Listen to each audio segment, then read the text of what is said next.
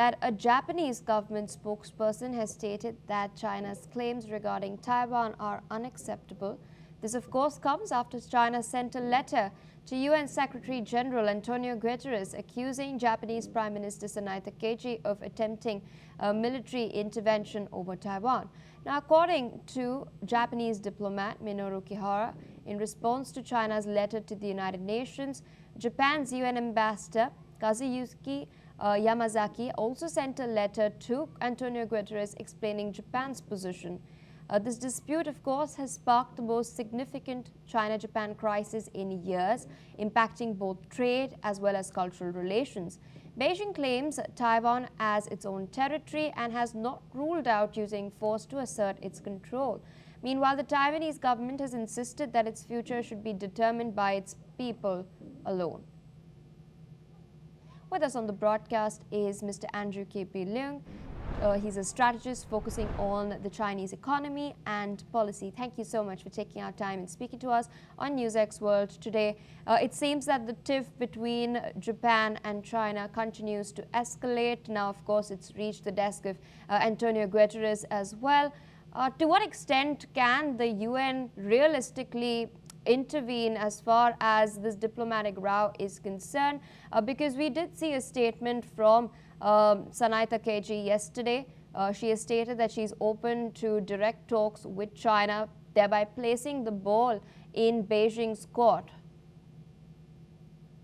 Well, I think the sands are shifting quite dramatically over the past couple of days. Don't forget that President Xi chose to phone President Trump chose to phone President Xi right after Takaichi make these provocative remarks. And of course, he talked with President Xi about other things, about Ukraine and so on.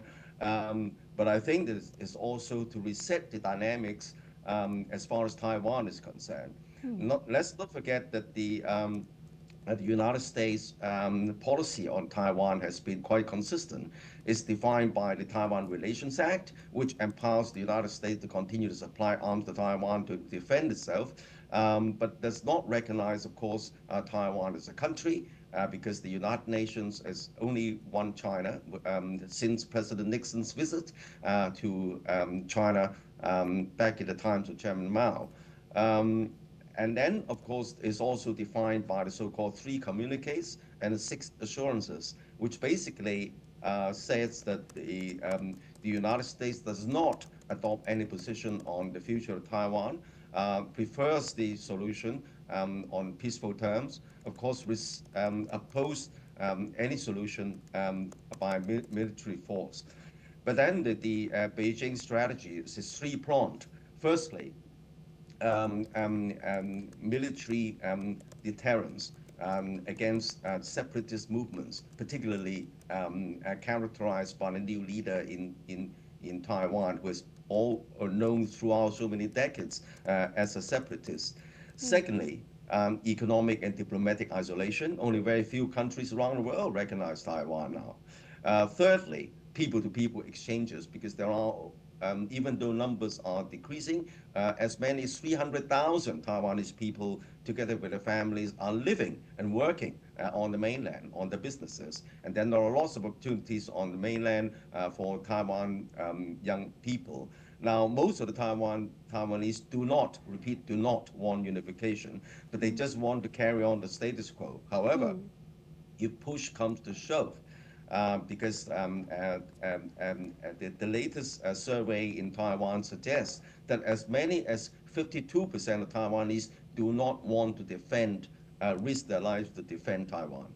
So I think that the dynamics are changing, and then the momentum is set towards all these forces, economic, diplomatic, people-to-people exchanges, towards a situation whereby the future will be negotiated on using peaceful means. And I think that the Trump's recent phone call with Takaichi is to stop Japan from stirring up the pot, much to the disadvantage of the United States. Because don't forget, the United States has a very firm peace treaty or security treaty with Japan. Any kind of conflict will drag America into an unwanted situation. Now, I think that's why President Trump phoned President Xi first, and then spoke to Takaichi immediately afterwards. Indeed, but it is known that Takaichi has been a China hawk for years.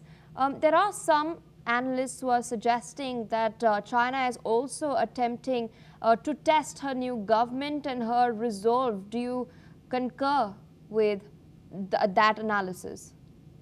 Well, of course, Beijing doesn't operate in a vacuum. It's always keeping its eyes and ears open and the speeders on the ground. And of course, again, testing the resolve and the capacity of the United States. Don't forget that Trump doesn't give in very easily.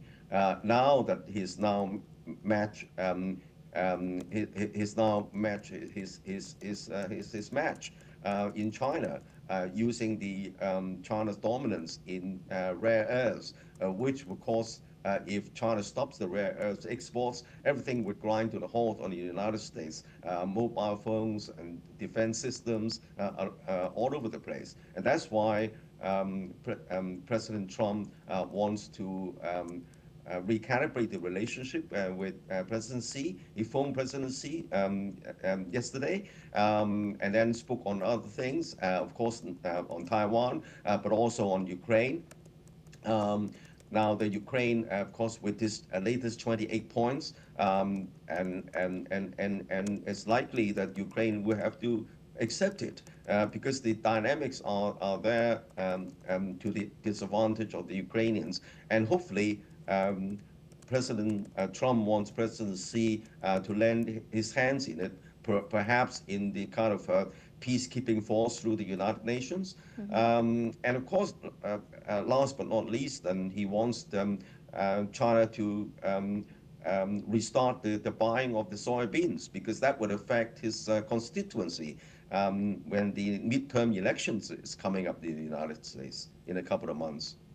Absolutely. So with that, I'd like to thank you for taking out time, of course, sharing your perspective and analysis with our viewers. On that note, we're tracking further updates. We're now learning that according to Russian Deputy Prime